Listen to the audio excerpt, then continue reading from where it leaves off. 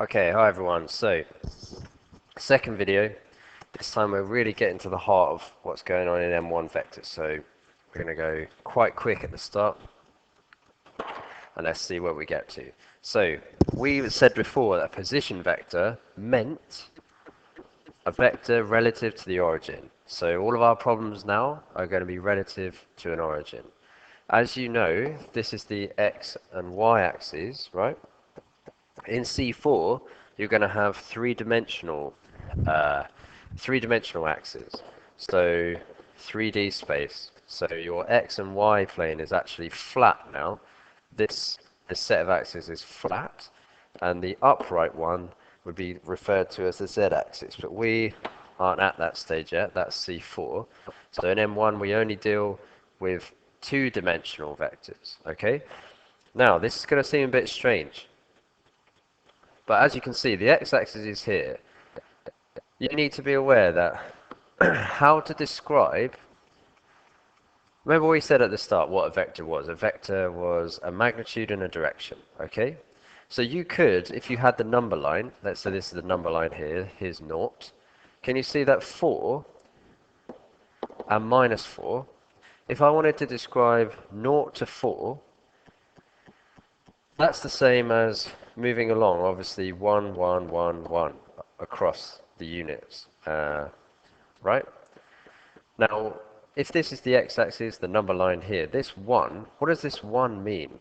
Well, this is referred to as I, okay, the vector I, which means a unit vector in the x direction.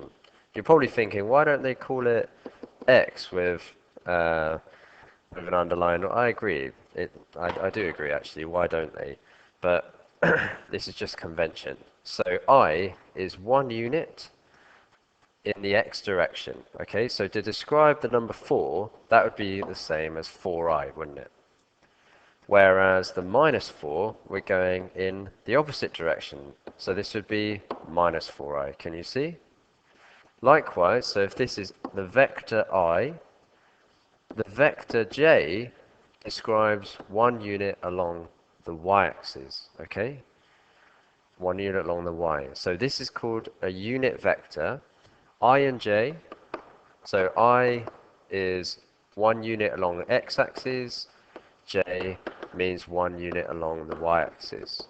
So it means a unit vector means it has magnitude or length, and you can see that's the case, of 1.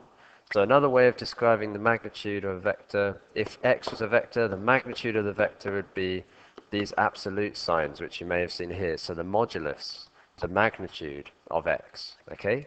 So it's saying that if x was a unit vector, the magnitude would be 1. Do you see? There's also another way to denote unit vectors. If you see x with a hat on the top, the hat means unit vector. So you know that it's got magnitude 1, and that may be able to help you later. Okay? So, with this I and j stuff, we could start to describe vectors, couldn't we? We could describe x, for example, as being the vector 3i minus 4j, right? So what does that look like? Well, 1's here, 2's here, 3 here. So here's 3i, and j minus means we're going in the opposite direction to the positive y-axis, aren't we? So minus 4 is down here. So this is our vector, our position vector of x. 3 minus 4. Okay, so in your exam, they're going to write it like this. Here's a vector, I and j. But examiners and me hate when students use i's and j's. So as soon as you see 3i minus 4j, you're just going to write that as a column matrix, a column vector in this form. So 3 minus 4. Everyone prefers it that way. Don't use i's and j's. It's a pain in the arse. I really don't like it. And examiners don't like it either. Mark schemes use it just because it's easier to write. Easier to write out. But if they were doing it by hand, they would have it in column matrix form like this. Okay, so if someone told me that the vector y was 4ti minus 3i plus 7j, I would immediately write that as y is all the i's collected, so that's 4t minus 3, do you see? And 7 on the bottom. Okay, that's that. So that's how we can describe now any point in space in terms of i's and j's and vectors. Okay, there we go. The magnitude of a vector. What's the magnitude of a vector? Well, like I said before, if we go back to this vector which we've described, so we described this as x, didn't we? Okay. How do you find the magnitude of the vector, the length of the vector? Well, again, hopefully you're screaming out at the video, you're recognizing that's 3 along, that's 4 down, isn't it? So it's Pythagoras because you've made a right angled triangle. So the magnitude of a vector, denoted by that, remember those absolute brackets, is the magnitude of the vector 3 minus 4, which by Pythagoras I know is that number squared, the I element squared, plus the j element squared, all square rooted. Yeah? So that's 9 plus 16, root 25 is 5 units. Okay? So it's Pythagoras, top thing squared, plus bottom thing squared, all square rooted. The angle between vectors and axes, how do we describe that? Well, again, hopefully, we're seeing, this is my point here, isn't it? Here's my vector x. What's that angle, theta, here? Remember, we always work anti-clockwise for positive angles. So this is a clockwise angle, so therefore this is negative, you could say it that way, okay? Clearly, I've got an opposite, I've got an adjacent, so theta must be tan to the minus 1, or 4 by 3, and this is in degrees normally, so make sure your calculator's in degrees, so tan to the minus 1, 4 by 3, this is 53.1 degrees, and where is it? So you could write below positive x-axis if you wanted, yeah? So you have to say the angle and some indication of where it is. So if we had a vector here, let's say, and we'll call that P, right? And P has, I don't know, I'm just making this up, let's say minus 4 and 2 up, yeah? The magnitude of P, straight away, without any thought, would be minus 4 squared plus 2 squared, square rooted. So that's 4 squared, that's square root of 20, so that's 2 root 5. Hopefully I haven't made any mistakes. But we want this angle relative to the positive x-axis. So what's this theta this time?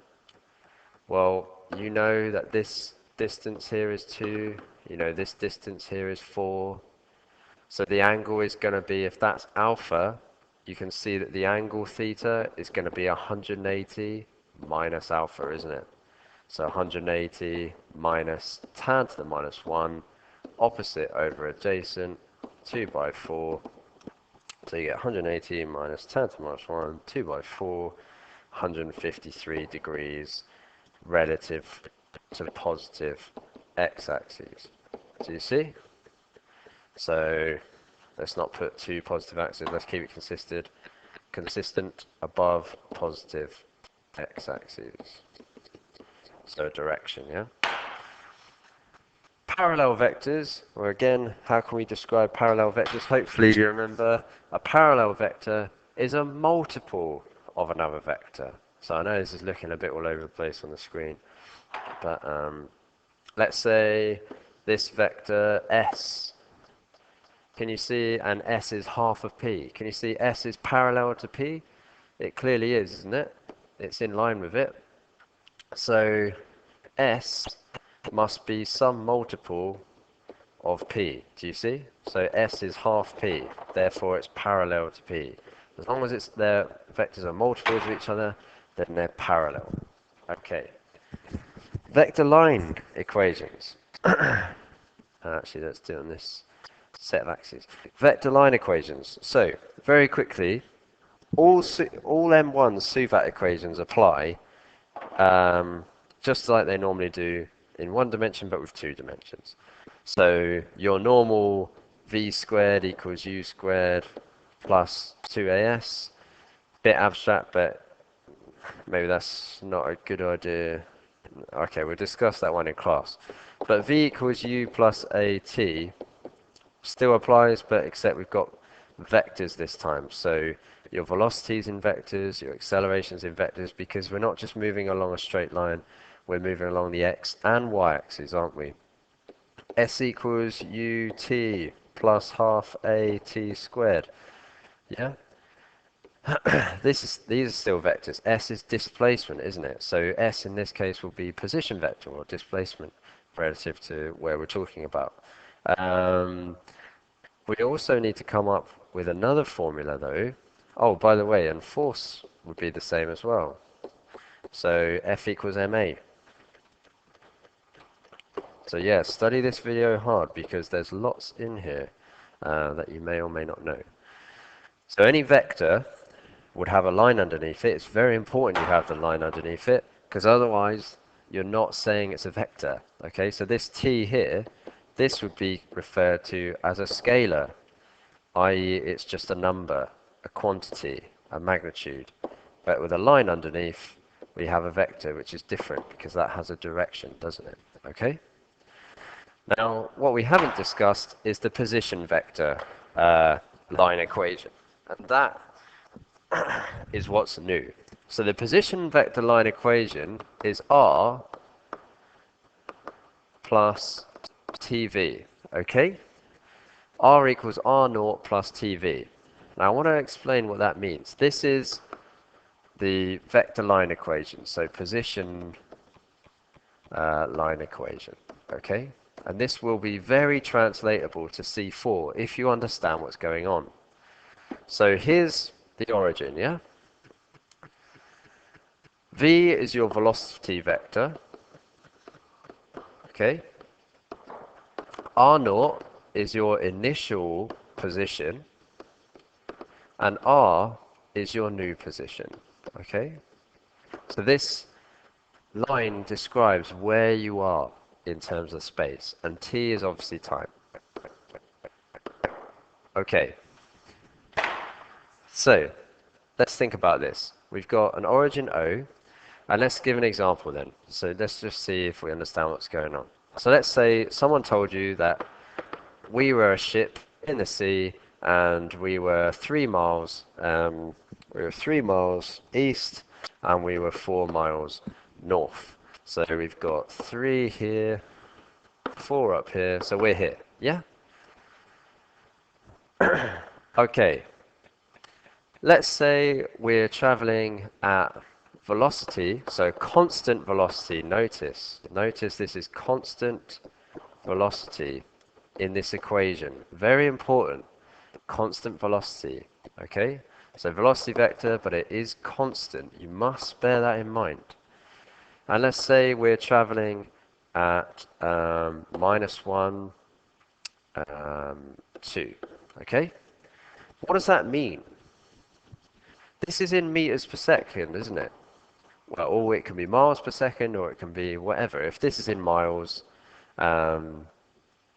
let's just keep everything in meters, shall we? So let's say this is meters to make it easier.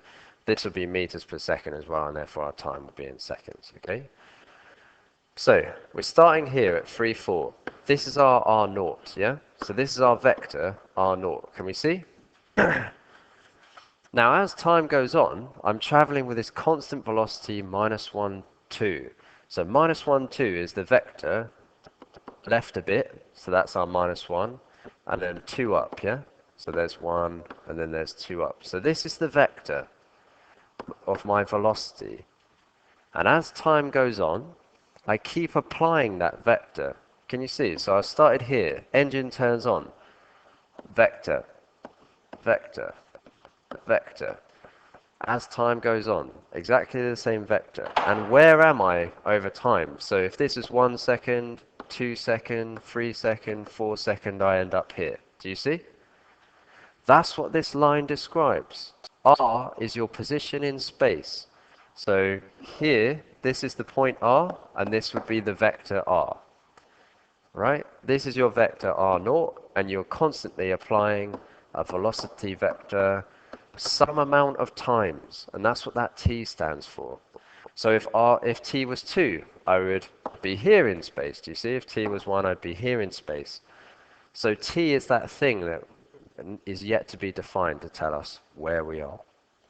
And can you see why this would be considered a line equation? Because in C4, for example, again, we're not just training you for AS, we're teaching you for A2 as well. Let's say it wasn't to do with time. Let's say it was to do with something else. Just kind of a quantity of a direction vector. Because do you notice, oh, this is important, that velocity should be synonymous with a direction vector. Because this describes the direction that you're heading, doesn't it? Yeah? But if imagine t could be negative, in a different situation, any point along this line can be described via this equation, can't it? Because if my direction vector is my velocity, I could apply my velocity in the other way, couldn't I? So I could put minus v here, minus v. Can you see you're constantly moving across that line? Okay, some examples then. Let's go.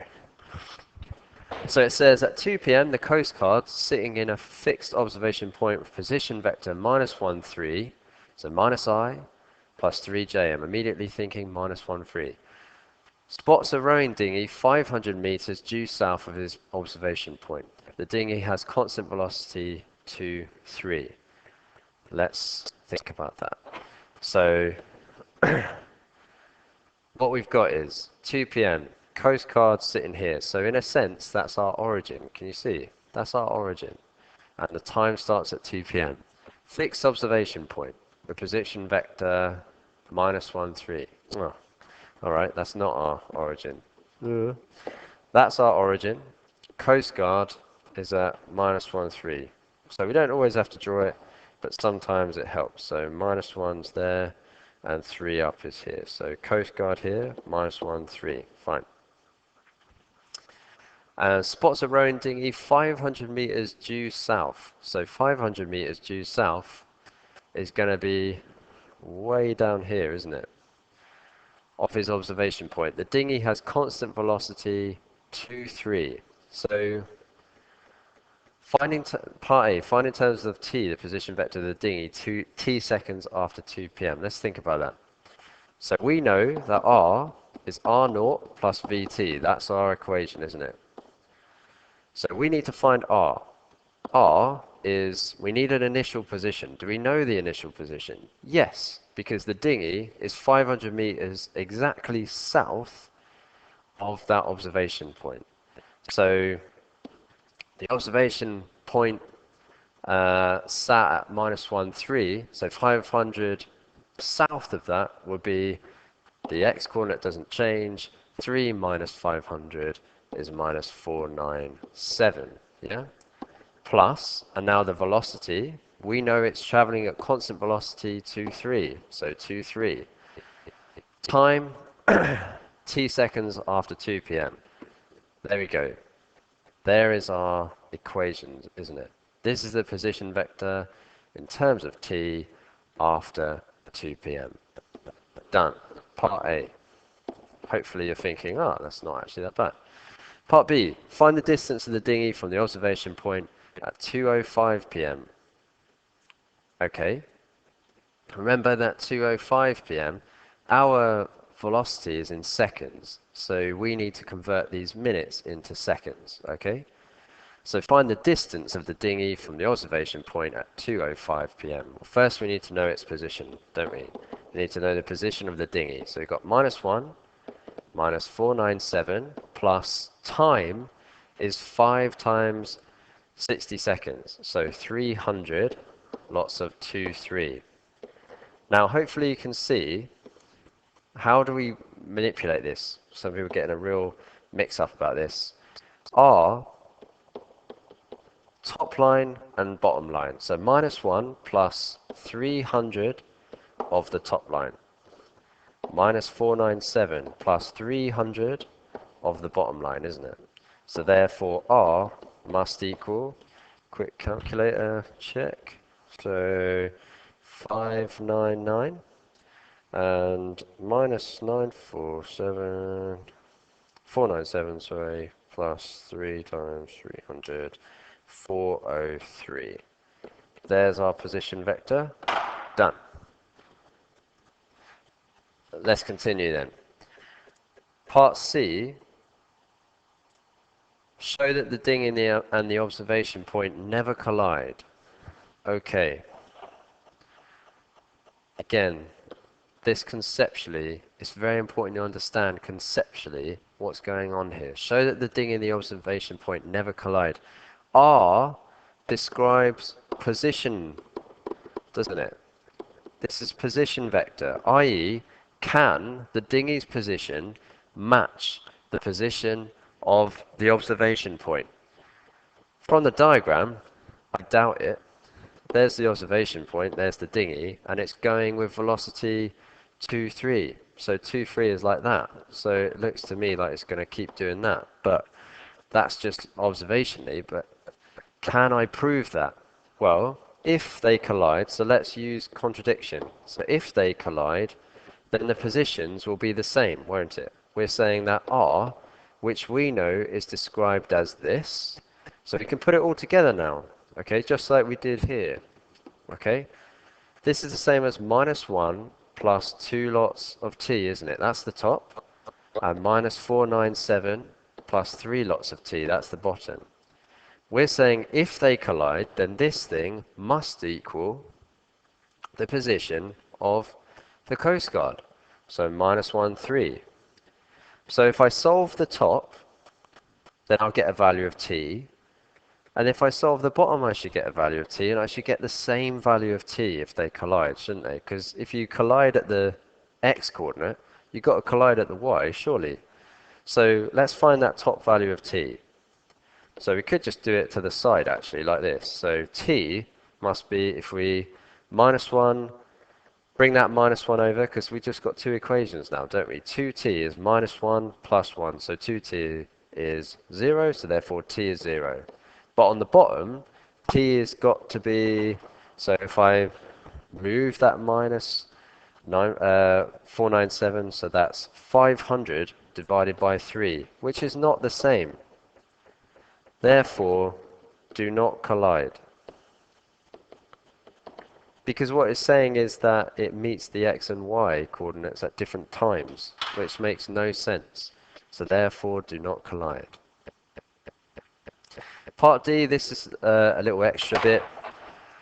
Find the time when the dinghy is due northeast of the observation point. Okay, I'll do this in a minute and a half. Due northeast of the observation point. What does that mean, due northeast? What it means is when is this thing in the position of being northeast of the observation point? So what does northeast mean? Well, if we just take a little to the side, northeast, that's north, east is there, so northeast must be here. How would you describe that as a vector? Well, that looks to me like it's one up and one across, doesn't it? Because it's midway between the two. But northeast, that could be 2 up, 2 across, 3 up, 3 across, 4 up, 4 across. Do you see? So northeast can be represented as some scalar times by 1, 1, can't it? Do you see that? So what we're saying is, when is this thing northeast of this? So when is lambda 1, 1 parallel, because that's what we're saying, isn't it? If this is northeast, the dinghy is somewhere in that direction. So it's some scalar of the other vector. I hope that makes sense. Of our line here, or better yet, our line here, if we put it all together. So minus 1 plus 2t. You've got to get used to being able to put your vectors together and apart like I have, right? So that lambda can times by the inside, can't it? So lambda, lambda. So again, if this is the case, then top line will equal top line, bottom line will equal bottom line. It wants us to find the time. So top line, lambda is minus 1 plus 2t. You see that? We've got simultaneous equations now. Bottom line, lambda is minus 497 plus 3t. Therefore, they equal each other. So minus 1 plus 2t, minus 497 plus 3t. Solve for t. So we get t if we move that side. We get 496 if we move that side. So therefore t is 496 seconds. But our answer should be kind of in the same format as given. So what's that? So if that's seconds, we're looking for it in minutes. So if you divide it by 60, that's 8.26 mins. So therefore the time will be 2:08 p.m. Okay, that's it. Sorry for the length of that video, but lots of stuff covered here.